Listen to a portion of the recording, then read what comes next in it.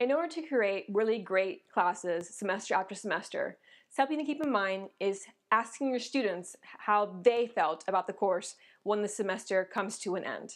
So one way of doing this is to create a course assessment designed specifically for each section that you teach.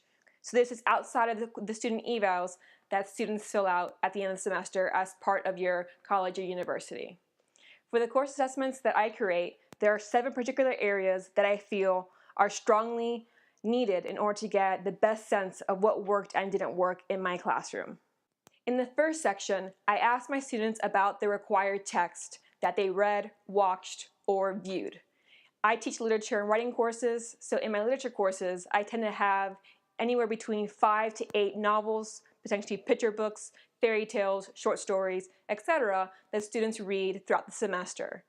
So I just list out all the required texts my students read and watch and ask them which helped them most with their learning and which did they feel they learned the least from. And so they can either rank them in order, or they can just say, these 3 I felt I learned a lot from, and these 2 I felt could have been replaced by something a bit better. I also asked which one they liked the most and liked the least.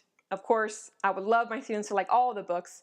The learning aspect is more important to me, but it's always good to know, did they learn the most from this book, but they liked it the least? Or is there that matchup of this book seemed to be the one the majority felt worked best for their learning, and they also all really enjoyed it?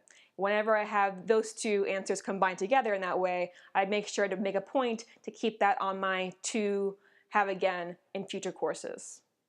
The next section in my course assessment focuses on the major assignments that students complete throughout the semester. So these aren't the small in-class activities or small diagrams or homework assignments. They're the final paper and a creative project. I do autobiographies as well and group projects. So for each one I ask, did they learned a lot from it? Did they feel that it could have been designed in a way that would have helped with their learning more?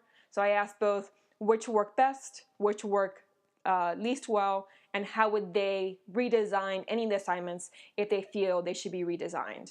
And that's always a really interesting question to get the answers from my students.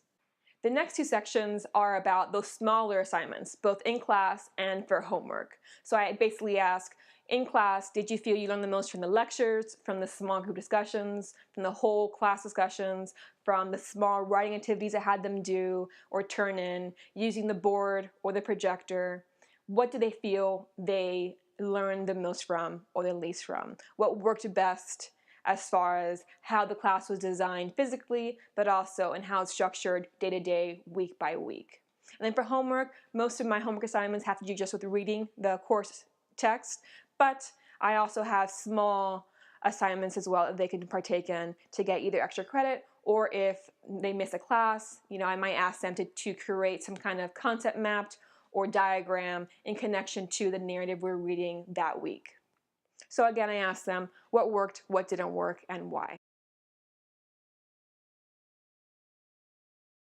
After I know about the major assignments and the required texts and the smaller assignments, then I ask more about things that I do. So for example, the feedback that I give them for each of the major assignments, I ask them, did that work for you? Were you able to understand what I said about how they can improve their work?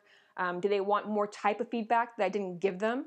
Would they prefer to have more formative feedback rather than summative, which I tend to stick to mostly in my classes? So I just get a sense of, did they feel they learned from what I had to say about each of their assignments? Or did they not even bother to read them when I get it back to them? And the 6th element is talking about the course tools. So I'm very much a proponent of using digital tools in my classroom to make sure that anybody who's absent can see online what they missed. And so I use our learning management system constantly throughout the semester. And so I ask them, did the design of our LMS site work for them, or did they feel that it was confusing? Did they want more on it or less? So just get a sense of how they felt the LMS site worked throughout the semester. And then the final section that I ask are just some true or false statements that I ask them to say, do they agree or do they disagree? And so this can be whatever you want, but for some examples would be, I ask them, going into the class, I thought it would be hard, and it was harder than I expected. Or I thought it was going to be hard, but it was easier than I expected.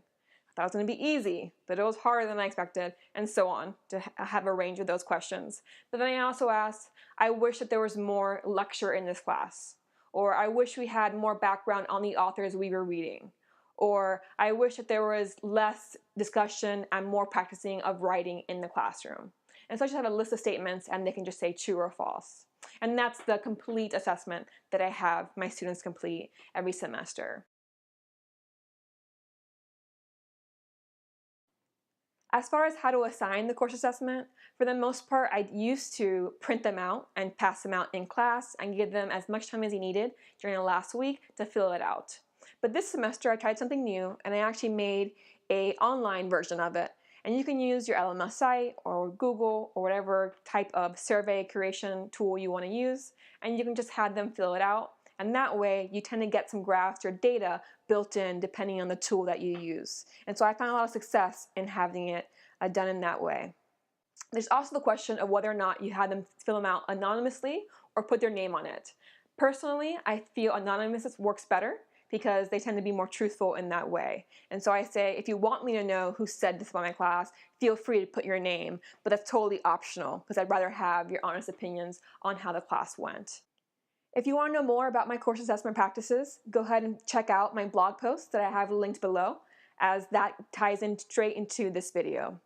If you feel this video was useful to you, you might want to subscribe to this channel, as I'll be posting more and more videos connected to my blog post in the future.